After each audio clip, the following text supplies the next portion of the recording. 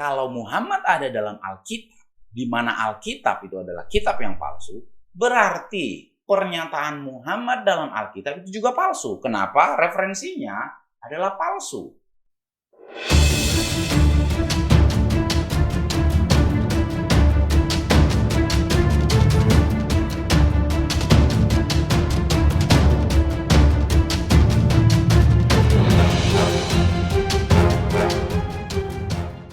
Tindakan Anda ini benar-benar menjijikkan dan memalukan.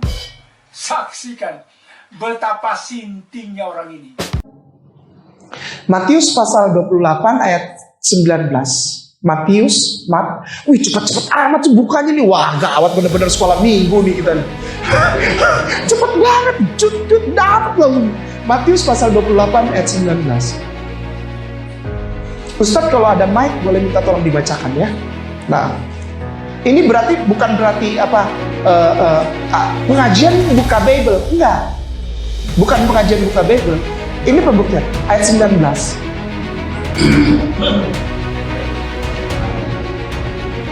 Karena itu pergilah. Ya, ini Ustaz. Karena itu pergilah. Jadikanlah semua bangsa murid dan baptislah mereka dalam nama Bapa dan Anak dan Roh Kudus. Iya. Sekali lagi Ustaz boleh? Maaf sekali lagi. Karena itu pergilah. Jadikanlah semua bangsa muridmu dan baptislah mereka dalam nama Bapa dan Anak dan Roh Kudus. terima kasih Ustaz. Ini aja udah beda banget dengan Bible ayat sebelumnya. Gini, ayat ini adalah pertanda bahwa ada pemaksaan untuk membuat Kristen itu jadi agama samawi. Ini dasarnya. Ketika di situ dikatakan bahwa Yesus berkata, karena itu pergilah kepada seluruh bumi, jadikan setiap bangsa muridku, baptislah mereka di dalam nama Bapa, Putra, dan Roh Kudus. Sementara dia tadi sama umat Islam di Indonesia sekarang, toleransimu mana? Itu toleransi bukan? Itu toleransi bukan? Nggak mau tahu caranya apa? Jadikan setiap bangsa muridku, baptis mereka. Celup. Nggak ada urusan. Celup. Itu toleransi bukan? Dan ini bukan toleransi. Dan ini ada di dalam Bible yang sebetulnya ayat-ayatnya adalah ayat toleransi. Karena sebetulnya Bible itu isinya Islam. Tidak pernah ada kekristenan, tidak pernah. Tidak pernah ada ayat itu. Ustaz, maaf naik ke atas sedikit ayat 15.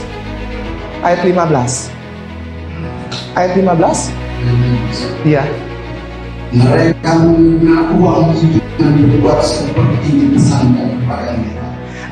Maaf Ustaz, mereka menerima apa? Iya, silakan. Mereka menerima uang dan berbuat seperti yang dipesankan kepada mereka, dan cerita ini tersiar di antara orang ini sampai sekarang. Sampai sekarang. Gimana? Cuma beda berapa ayat? 19, di atasnya 15 bilang mereka dikasih uang untuk tulis itu. Bukan saya yang ngomong Bible, jadi jangan marah sama saya. Bible-nya udah kacau balau udah. Di satu sisi bikin pengakuan mereka dikasih uang. Zaman dulu udah ada model begitu, bukan cuma mau pemilihan aja Ustaz. Di Indonesia pemilihan banyak yang dapat uang. Ya, di sana udah mulai dari tahun 0 ini tahun 0. Udah Ustaz, kita pindah dulu Ustaz. Tadi disuruh ya, disuruh baptiskan setiap orang ya, baptiskan ya. Ustaz mohon maaf banget, karena Ustaz yang pegang Bible, saya cuma nyebutin aja. Ini bukan kurang ajar sama orang tua, bukan. Tapi karena orang tua yang punya Bible. Yohanes pasal 4 ayat 2. Tulisannya Yohanes pasal 4 ayat 2. Yesus menyuruh anti toleransi katanya. Nggak mau tahu, pokoknya baptis semua orang jadi Kristen. Tapi di Yohanes 4 ayat 2, silakan dibaca Ustaz. Meskipun Yesus sendiri tidak membaptis. Ulang Ustaz, Meskipun Yesus sendiri tidak membaptis, melainkan murid-muridnya. Ini kan aneh Ustaz. Yesus nyuruh, baptiskan semua orang, jadikan semua bangsa muridku. Baptiskan mereka di dalam nama Bapa, Putra, dan Roh Kudus. Tapi Yesus dia nggak pernah baptis.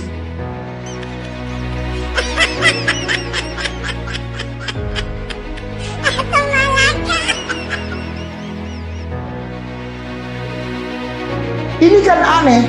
Udah gitu, baptiskan mereka di dalam nama Bapa, Putra, dan Roh Kudus. Bagaimana? Ini gimana sih? Bagaimana?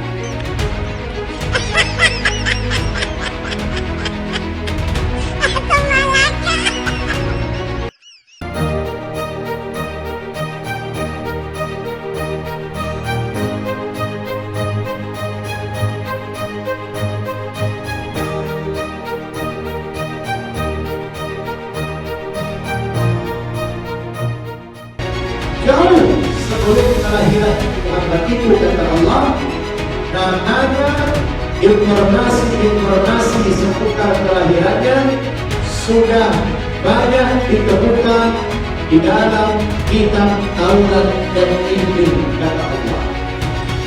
Di mana? Sudah banyak ditemukan di dalam kitab Taurat dan Injil. Ini informasi dari Allah.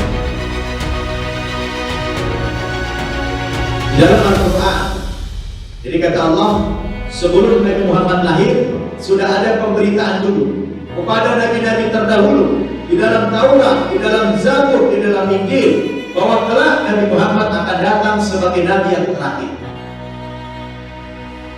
Juga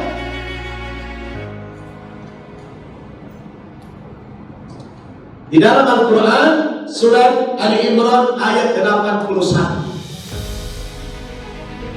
Bukan hanya informasi, sampai nabi-nabi dan rasul terdahulu dibuat heboh sama Allah. Kenapa?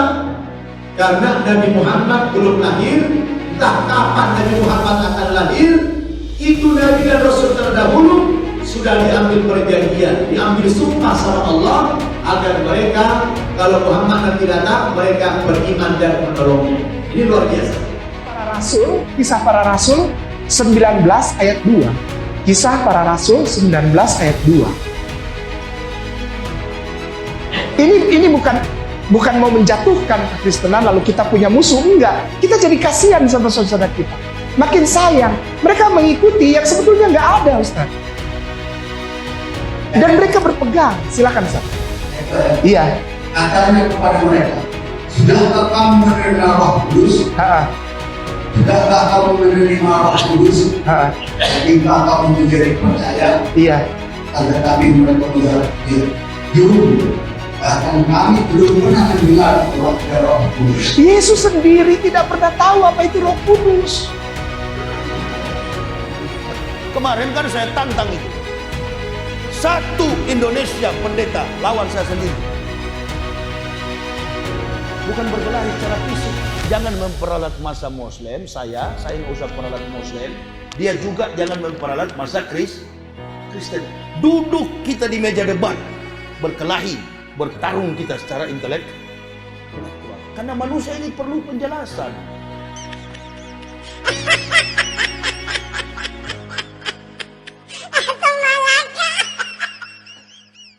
Saya ceramah di sini bukan menyerang Kristen, bukan.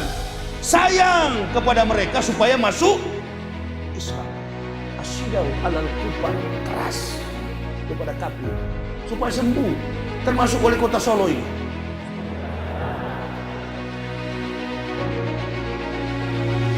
Jangan dengar, beliau ini kan sarjana, terpelajar sampai jadi pejabat. Masa mau dengar omong kosong pendeta?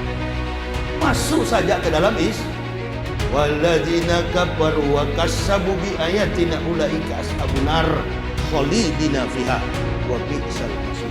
Orang-orang kafir yang mendustakan ayat-ayat kami tempatkan mereka ke dalam neraka jahanam. Itulah seburuk-buruk tempat. Pemirsa, adakah sumber lain yang menguatkan bahwa angka 10.000 ini adalah eksklusif milik Nabi Muhammad SAW?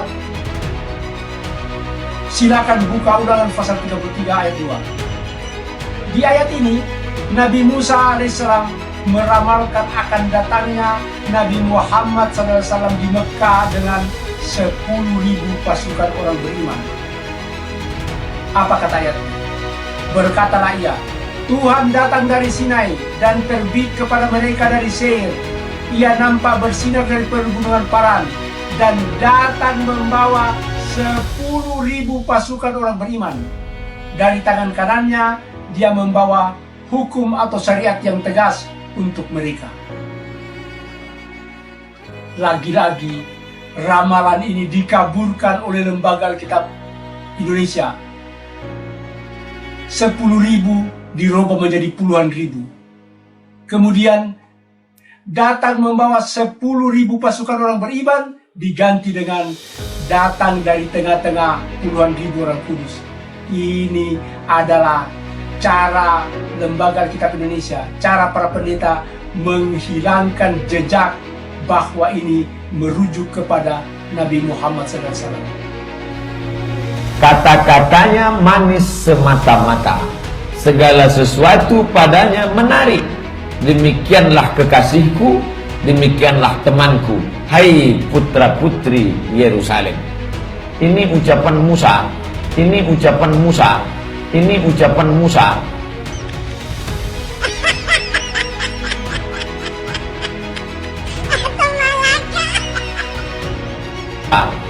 Musa bercerita bahwa akan ada nanti nabi terakhir, orangnya kata-katanya manis, segala sesuatu padanya menarik. Demikianlah kekasihku, demikianlah temanku. Dia kekasihku, dia temanku, hai putra putri Yerusalem. Inggrisnya, his voice and speech are exceedingly sweet. Yes, he is altogether lovely. Ini yang jadi masalah. Terjemahan Indonesia diambil dari terjemahan Inggris. Terjemahan Inggris diambil dari mana? Bahasa Ibrani. Kalau dilihat bahasa Ibrani yang asli, di situ tertulis Muhammadim. Muhammadim itu artinya apa? Diterjemahkan mereka ke dalam bahasa Inggris, altogether lovely. Bahasa Indonesianya, segala sesuatu padanya menarik.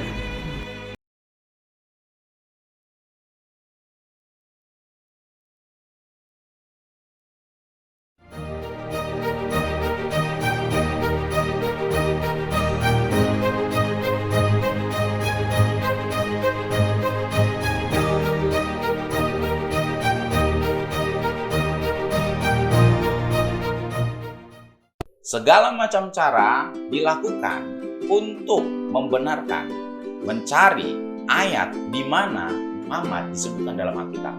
Bahkan beberapa teman saya menuduh bahwa orang Kristen sengaja menyembunyikan identitas Muhammad dalam Alkitab. Selama ini, saudara-saudara kita yang dari Islam selalu mengatakan, pakai otak, pakai akal, situ waras atau enggak. Saya pribadi sebagai orang Kristen, seolah-olah dituduh tidak pakai otak. Oke, tidak apa-apa. Anggaplah saya adalah orang yang selama ini tidak pakai akal sehat saya, tidak pakai rasio saya. Tidak masalah, Bapak Ibu. Kita ikutin. Ya. Nah, saya mulai pakai akal sehat sekarang. Kalau Alkitab itu dikatakan palsu, kita tahu sendiri bahwa mayoritas orang Islam mengatakan Alkitab itu sudah dipalsukan. Nah, kalau Muhammad ada dalam Alkitab, di mana Alkitab itu adalah kitab yang palsu, berarti pernyataan Muhammad dalam Alkitab itu juga palsu. Kenapa? Referensinya adalah palsu. Begitu kira-kira akal sehat orang Kristen, Bapak Ibu. Jadi, kalau sudah dikatakan bahwa Alkitab palsu, harusnya para akademisi, ustadz Islam tidak lagi berbicara tentang Muhammad ada dalam Alkitab. Kenapa? Di kitabnya itu palsu. Kenapa mencari pembenaran pada kitab yang palsu? Harusnya perdebatan Muhammad ada dalam Alkitab stop sampai di sini, tidak berlanjut lagi. Harusnya sampai di sini tidak ada lagi ulama Islam dan para akademisi yang mengatakan bahwa Muhammad ada dalam Alkitab. Karena referensinya adalah dari sumber yang palsu. Jangan mencari pembuktian pada kitab yang palsu. Nah, kalau masih tetap juga berlanjut pembahasan Muhammad ada dalam Alkitab, yang pertama, ustadz yang mengatakan Muhammad dalam Alkitab adalah ustadz yang sesat. Kenapa? Mengambil dari referensi yang palsu, mengambil dari referensi yang sesat. Nah, orang yang mengambil dari referensi yang sesat adalah orang sesat. Mencari pembenaran kepada kitab yang sesat adalah sesat. berarti ustadz yang mengatakan dan membenarkan dan mencari pembuktian bahwa Muhammad disebutkan dalam Alkitab, berarti adalah ustadz yang sesat, Bapak Ibu. Yang kedua, kalau masih tetap mempertahankan bahwa Muhammad ada dalam Alkitab, itu berarti saudara kita itu mengakui bahwa Alkitab itu benar. Itu dulu. Kalau diakui Alkitab itu benar, baru pembahasan selanjutnya muncul, Bapak Ibu. Ketika saudara-saudara kita yang dari Islam mengakui kebenaran Alkitab, itu harus juga mengakui hal ini.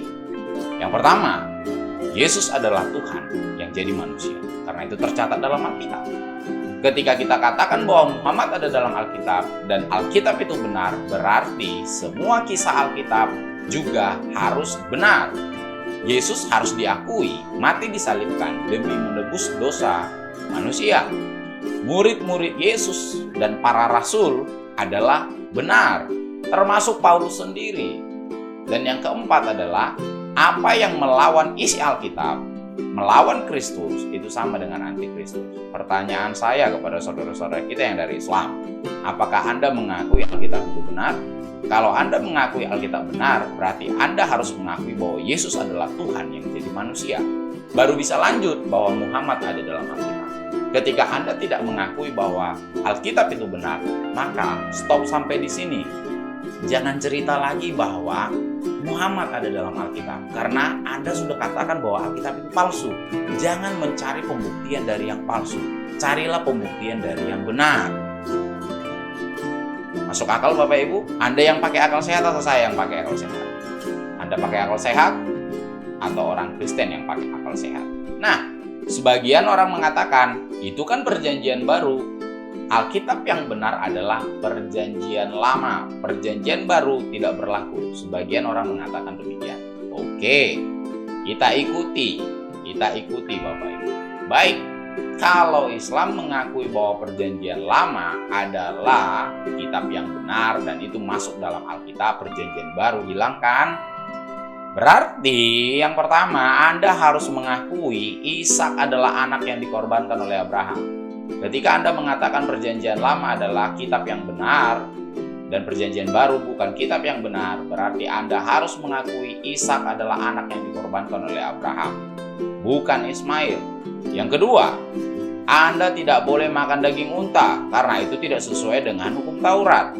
Yang ketiga, Anda harus ibadah hari Sabat, bukan hari Jumat. Dan yang keempat, Anda harus mengakui semua para nabi perjanjian lama bukan beragama Islam, karena satu pun kalimat dalam perjanjian lama tidak ada yang mengatakan bahwa mereka beragama Islam.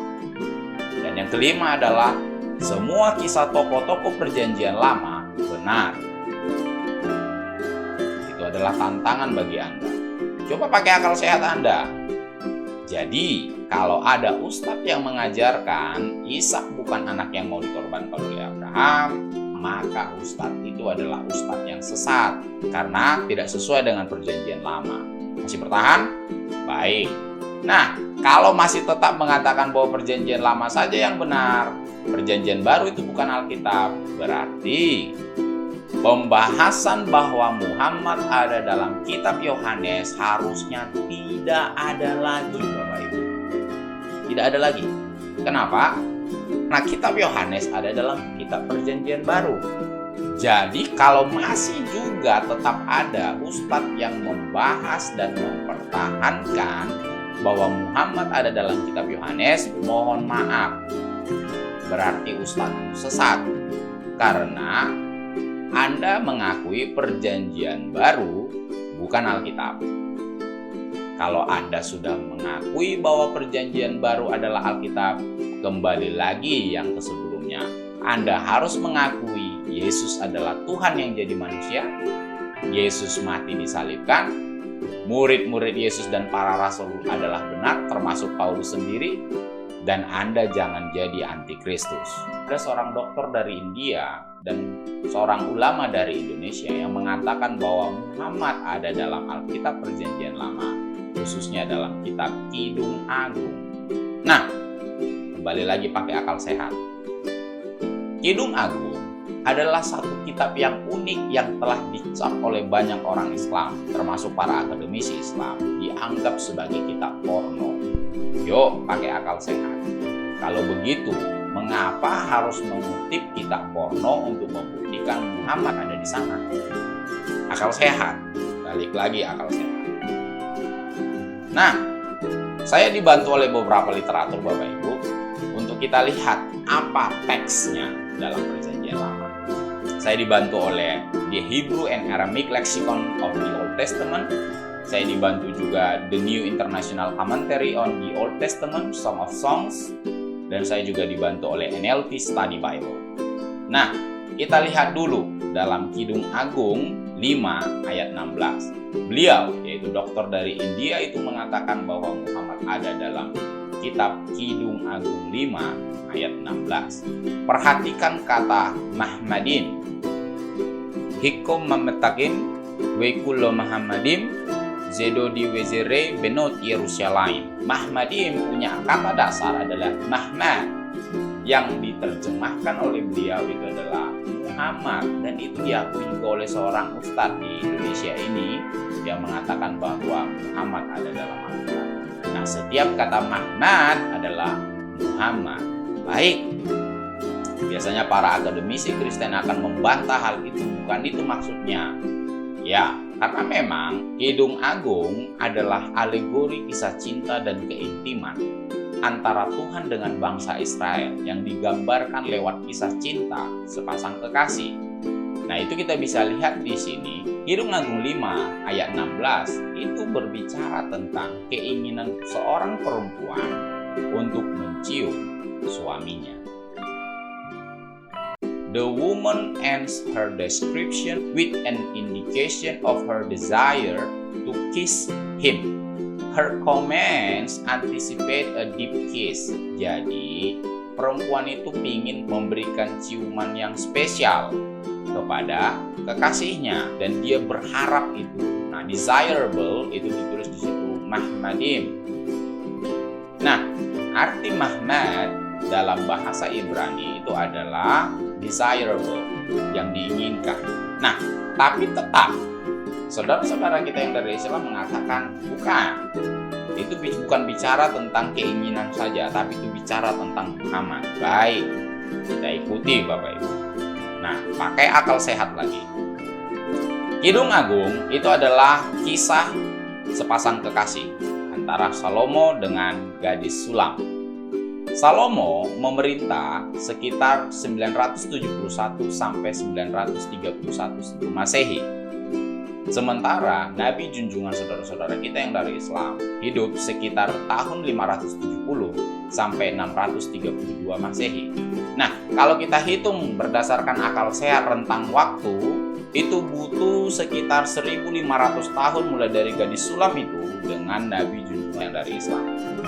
Bapak Ibu, nah sekarang pertanyaannya, pakai akal sehat lagi. Apakah gadis Sulam itu masih hidup pada zaman Nabi junjungan mereka? Tentu saja tidak. Perempuan itu sudah pasti meninggal dunia. Nah, mencintai orang yang sudah meninggal dunia, itu disebut nama Bapak Ibu nekrofilia.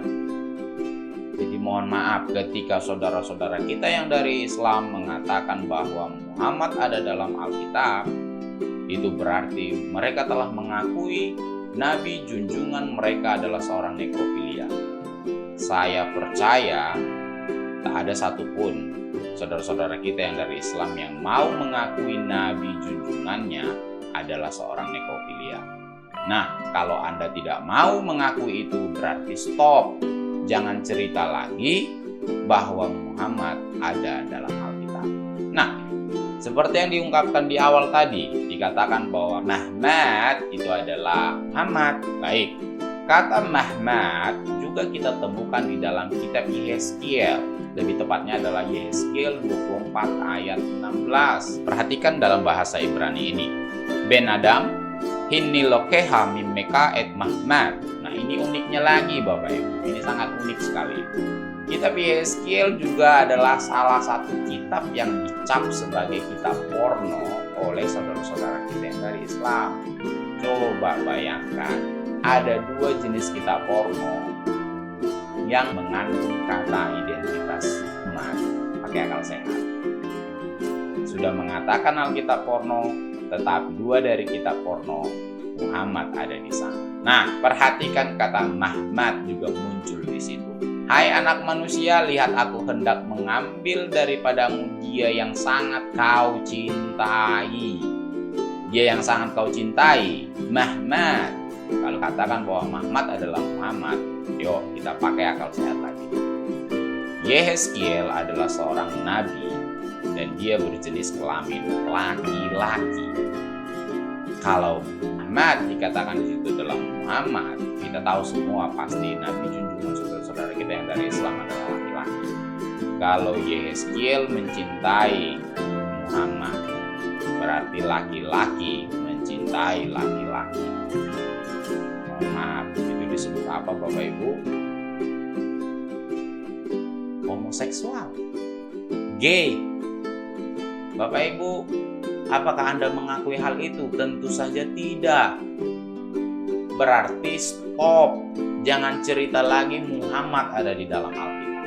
Itu sebabnya saya katakan hati-hati mengatakan Muhammad ada dalam Alkitab. Situ masih pakai akal sehat? Tunggu.